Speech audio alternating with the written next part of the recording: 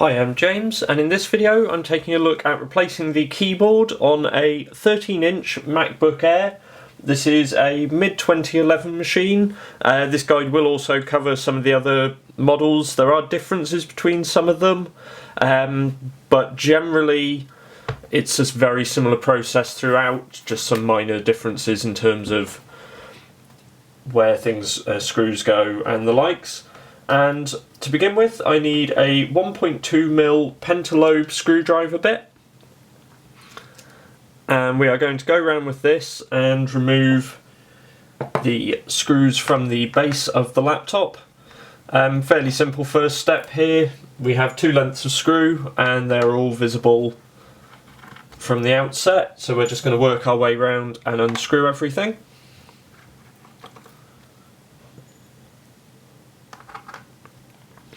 This particular machine, basically the problem it is presenting is it won't power on, and that is because of liquid damage to the keyboard, which means the power button is no longer functioning. This was diagnosed by disconnecting the battery, disconnecting the I/O board, and then reconnecting with the I/O board with the power plugged in, and the laptop would power up. However, once it was booted, you could see keys were missing, holding down the power button didn't turn it off. So a fairly simple diagnosis on that. Otherwise functioning normally though, so they got kind of lucky. These two back centre screws are longer than the others, but with those removed, now we can just get a fingernail in there and lift the back panel off. Now with that done, the first thing we want to do is remove the battery connector.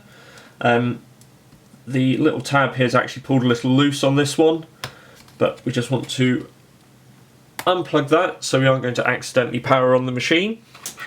Now with that done, we want to just take a spudger and begin the process of removing the I/O board. So first of all, we take off the connector, the cable that connects the I/O board to the logic board. Next we want to get in under that to release the connector there for the battery pack, or sorry, the speaker.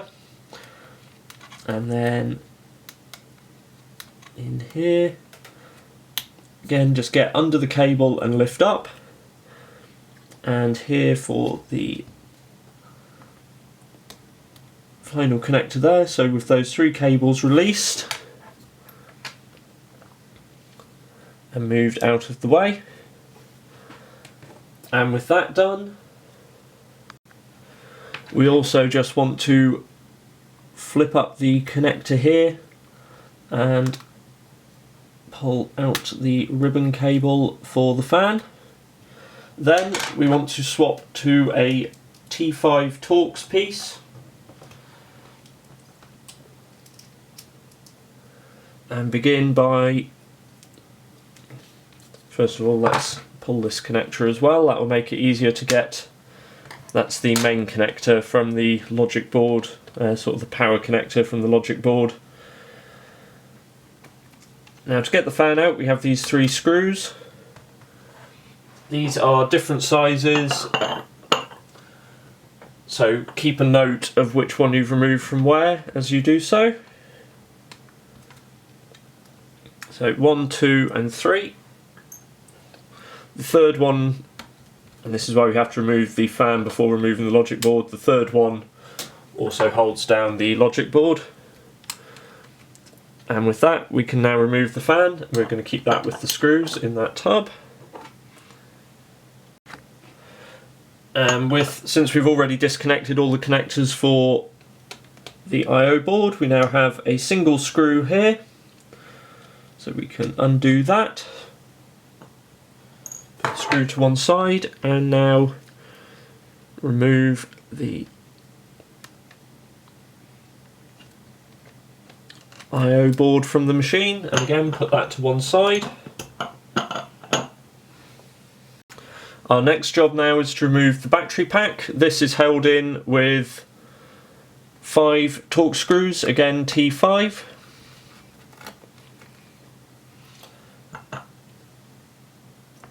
So we have two on the front edge, one in the middle and two towards the back here.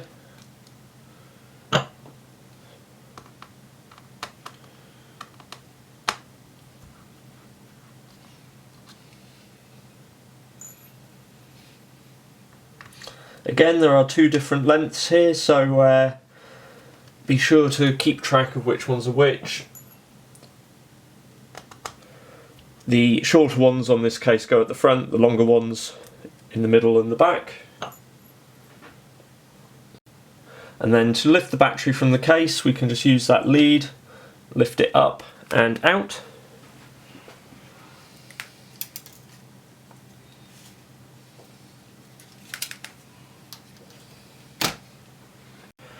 And our next job is to start disconnecting cables from the logic board.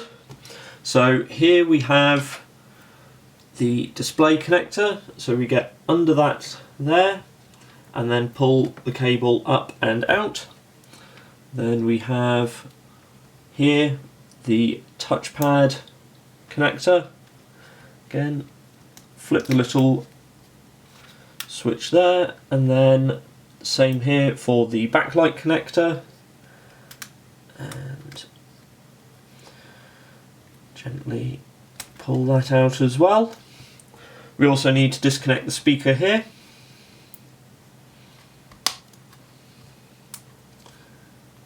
With that done. And now the two wireless antenna.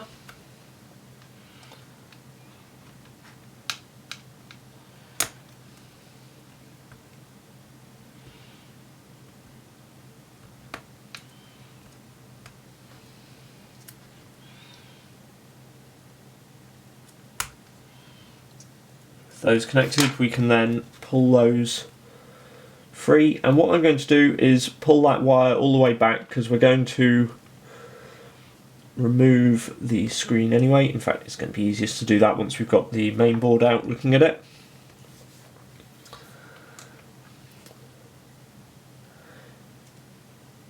Now next we need to start releasing screws for the main board. So first of all we need to remove this screw and gently pull out the SSD, and with that removed we are going to take out this screw from beneath it,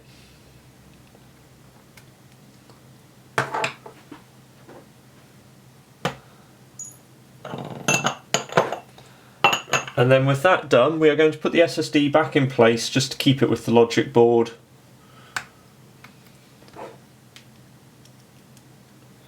And we'll just remember during the reassembly process that we need to put that screw in underneath it. Then we are going to work round, and we have a number of other screws through the logic board. I believe it's 6 in total. That's number 2.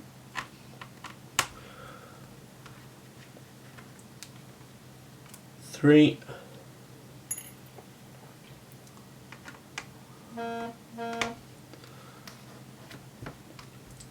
4. These screws are all the same size, so don't worry about which ones go back in where.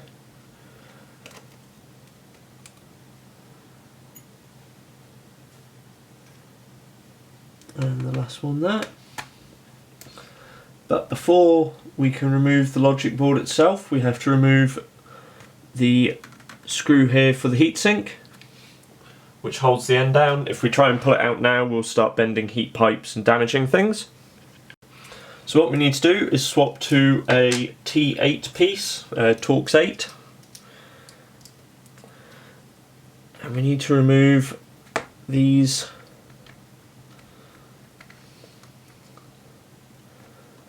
two screws initially from the hinge.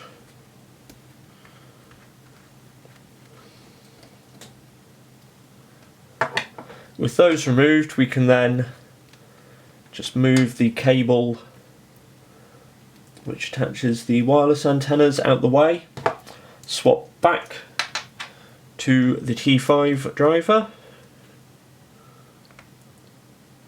and undo the screw for the heatsink.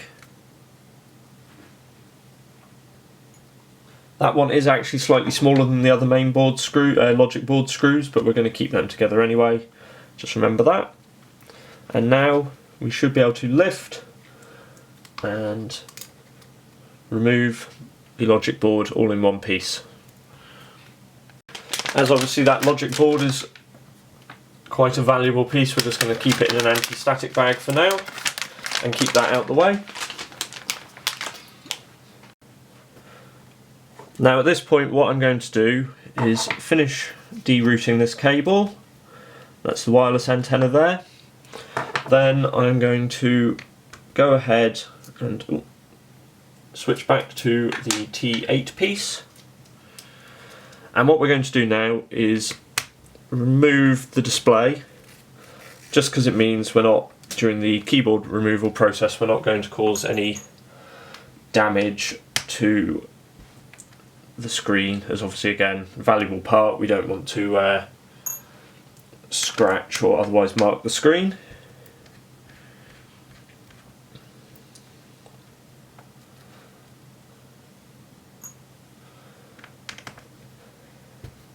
Now this would actually be a bit easier if I'd opened up the screen before removing these, but just to make it easier to show what I was taking out to the camera, I've left them in, which was probably a mistake. And then if we pull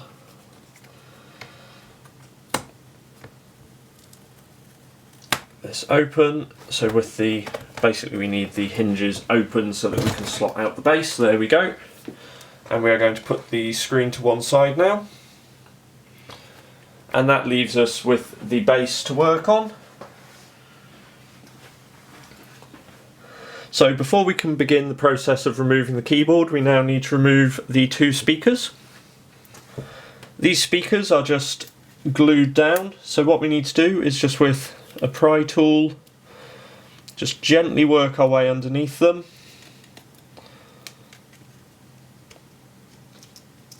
And just gradually trying not to bend the speakers or damage them too much. Just lift them up and out from the chassis. And the same on this side.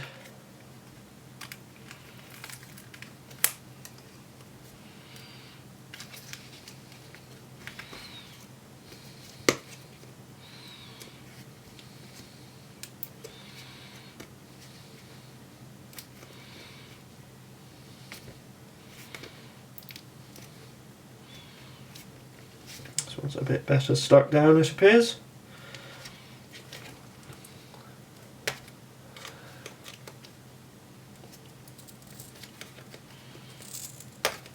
Just again getting the pry tool gradually along underneath it.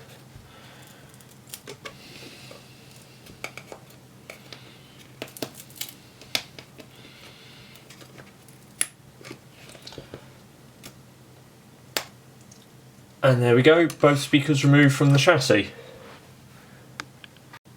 Now we have what is a bit of a fiddly job. For whatever reason they decided the best way to connect the keyboard was to loop it in and under. So what I'm going to do is just try and zoom in here.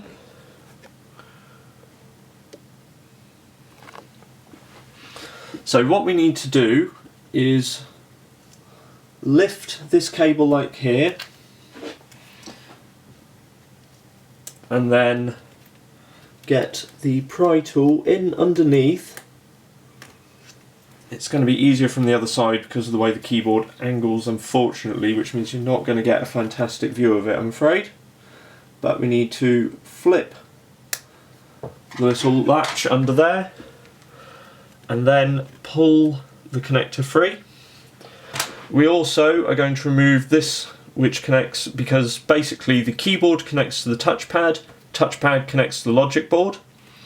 So we are going to again flip the latch there and remove the keyboard, the touchpad to logic board connector, and again put that to one side. Now probably one of the trickiest bits of the whole process can be if you're going to remove this backlight all in one piece. Frankly, I'm not going to bother. It was a £1 or £2 difference between buying a keyboard and buying a keyboard with backlight. For me, it's just not worth the sort of hassle of trying to get the backlight off cleanly. Therefore, I'm just going to remove this black plastic cover, and then separately from the backlight, there are other guides out there if you want to maintain the original backlight, but for me, with the time and effort involved, it's just really not worth it.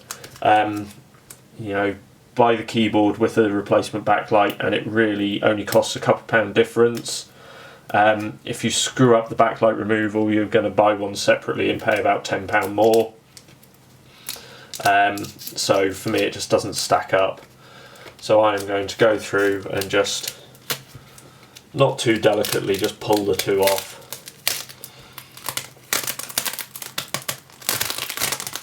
And of course, sod's law, the backlight has come off perfectly without ripping. If I'd not bought a new backlight with it, then that of course wouldn't have been the case, but actually we may be able to reuse that one. But to be honest, I will probably just fit the new one anyway. So now what we need to do, and I did just remove a little strip of plastic there, that's actually just the cover for the backlight had come off rather than the backlight itself tearing, but I've removed that in between shots. So now we just have to go round and remove all of these tiny screws from the keyboard.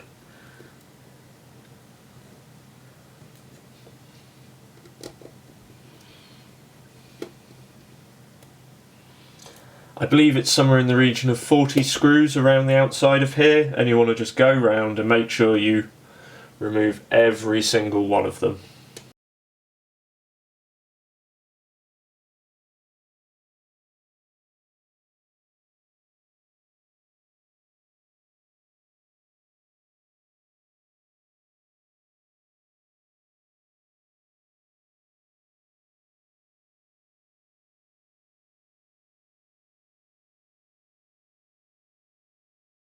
And there we go, all the outer edge screws removed now. Now with that done, the next stage is somewhat inelegant. Basically the keyboard is not just held down with these screws. We'll see here, if we start to lift it up, it's held down by all of these rivets as well. So what we need to do is pull the keyboard out and break the rivets out. Now obviously if you just pull the keyboard out, this is going to get messy. You're going to have lots of bits of metal flying around. So what we've got here is some parcel tape, if I can find an end on it. So we're going to take this and align the back of the keyboard with it.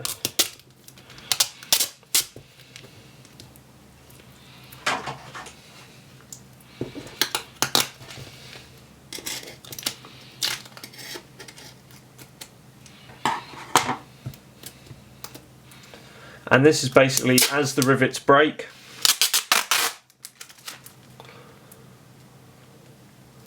rather than pinging off around the room, they'll be held in by the tape hopefully.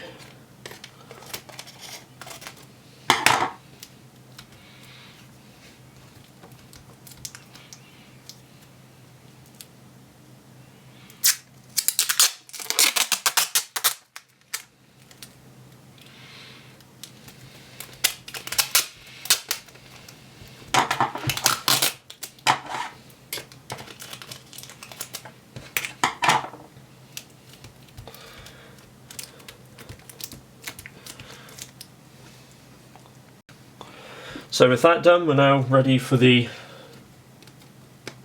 violent part, and that is we want to, in fact we will use the metal pry tool, and this is also why we've got the screen removed. We don't want to accidentally start scratching that as we pull things, so we just want to pull the keyboard out and hopefully pull as many as possible of the rivets with it.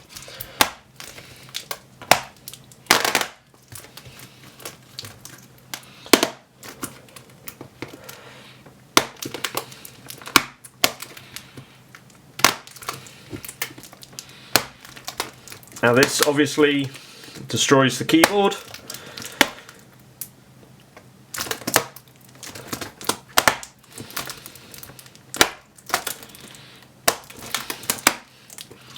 And there we go, keyboard removed. Now what you'll find is, if we zoom in and focus a bit, you'll see we've got lots of rivets have just left little stubs in. Others have pulled out. Now some would say, oh, you've got to remove all of those bits of rivets. Frankly, you're going to have a nightmare of a time if you try and do that. I just try and make sure, you know, that enough have pulled that you've got a reasonable amount of screws to work with. Again, the keyboard that I've bought, as well as coming with the backlight, also came with screws for screwing it down. So we've got a few up on this row up here. This row has completely kept the rivets in, but you know, getting those out is incredibly difficult. You could waste hours just doing that. But we've got down here, almost all of them have pulled. So yeah, a little bit disappointing on this top row, but I think we'll be okay just working with that. So now what we do is we take our new keyboard and line it up. Make sure that where the rivets are still in place, it will still push through, so that it's gonna, once it starts getting screwed down, it's still going to sit. You should be able to see where they are in place still, and where you've got bits where we can put fresh screws in. And the set that I've bought here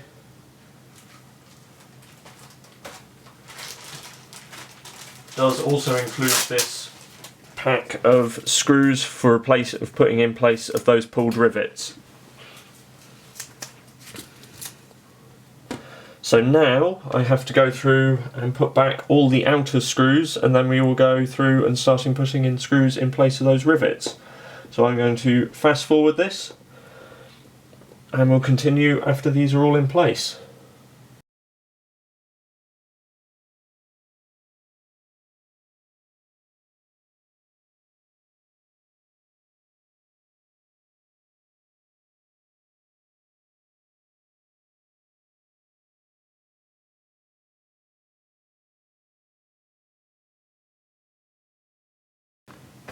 So now with all of those in, I need to go through and put in the other screws to replace where the rivets have been removed. Now again, you can see as you go through, you've got a gap there, a rivet there, gap there, gap there. So you can see where you need to put the screws in.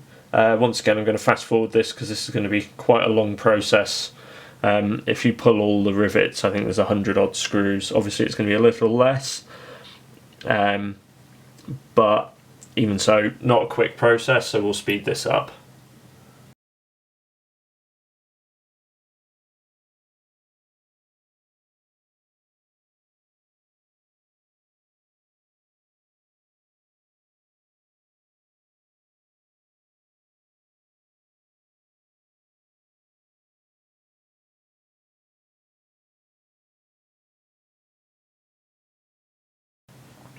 So now that we've put all the screws in place of the removed rivets, we just want to, we can see not too much flex in the keyboard. That should all hold together quite nicely.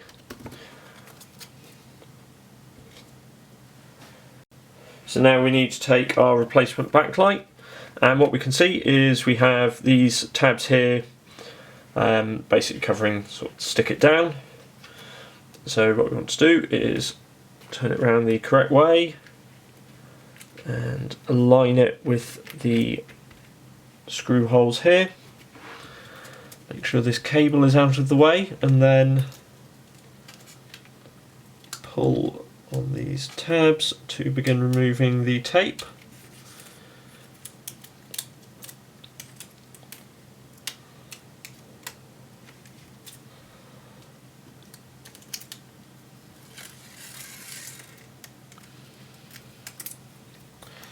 and again on this side.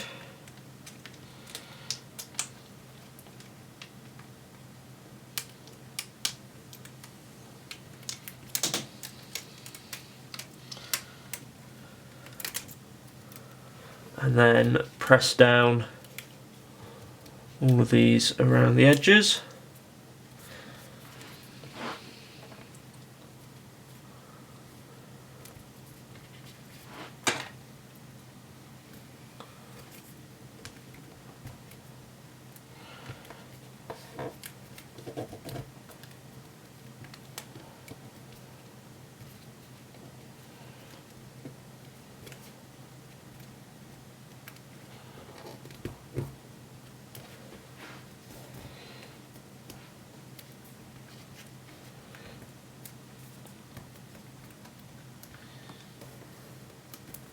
And with that done, the new backlight is in place.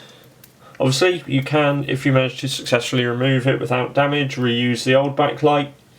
Say for the cost difference I just prefer to put a new one on, and that should do the trick nicely. You have the connector here, which is for connecting the power to the backlight to the main board, so remember that when you're assembling it and connecting it to the logic board.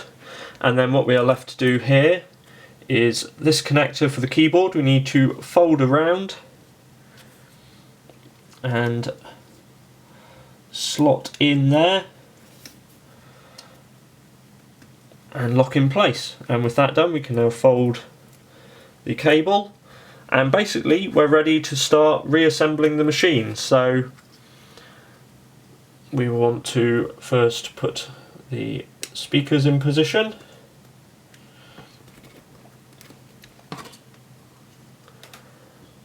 And then basically work our way through, reattach the screen, main board or logic board, and all the rest. The reassembly process is basically the reverse of the disassembly, so just go through and do everything in turn as it came out. Hopefully you've kept note of which screws came from where, and it should all be fairly simple from here. I hope you found this video useful, and be sure to subscribe to my channel to see more in future, and check out the other content on the channel as well. Thanks for watching.